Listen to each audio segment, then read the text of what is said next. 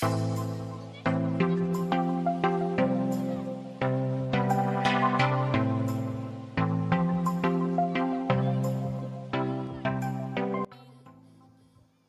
friends, মই আজি বনাম Doraemanৰ মিনি Dora কেক। তাৰ বাবে এটা কণী কুহুম অংশ আৰু বগা অংশ বেলেগ কৰি লৈছো। এতিয়া কণীৰ কুহুমখিনিত 1 টেবুলস্পুন গাখীৰ,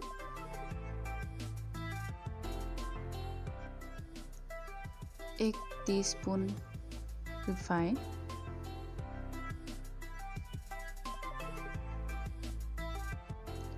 অলপ নিমখ,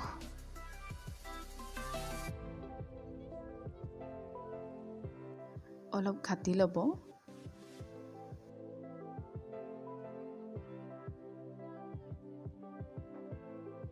আৰু লগতে দিছো 2 টেবুলস্পুন ময়দা।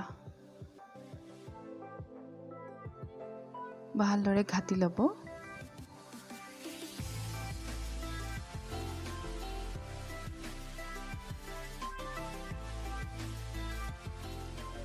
আধা টিস্পুন ভেনিলা দি ভালকৈ মিক্স কৰি লৈছো।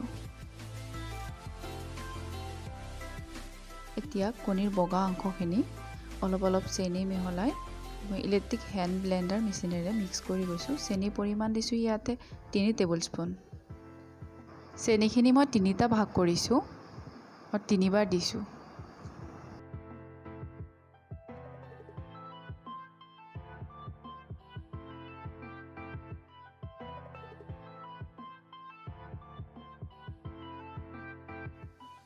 এইখিনি মই 10 মিনিট মান সময় মিক্স কৰিছো।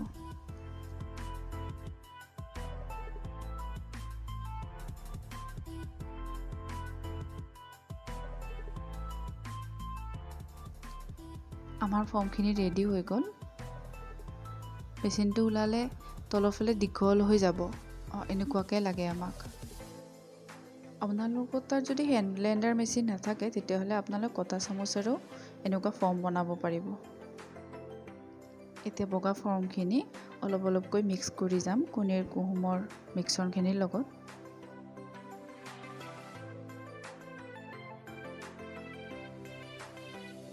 এতিয়া এখন তাৱা গৰম কৰি অলপ ৰিফাইন তেল দি লগাই ল'ব। এতিয়া কণীৰ মিক্সখিনি তাৱাখনত দি ঘূৰণীয়াকৈ লৰাই দিব। এনেকৈ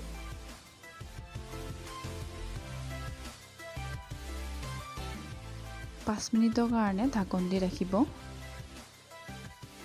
5 মিনিটৰ পিছত ঢাকনখন খুলি উলটাই দিব লাহেকৈ।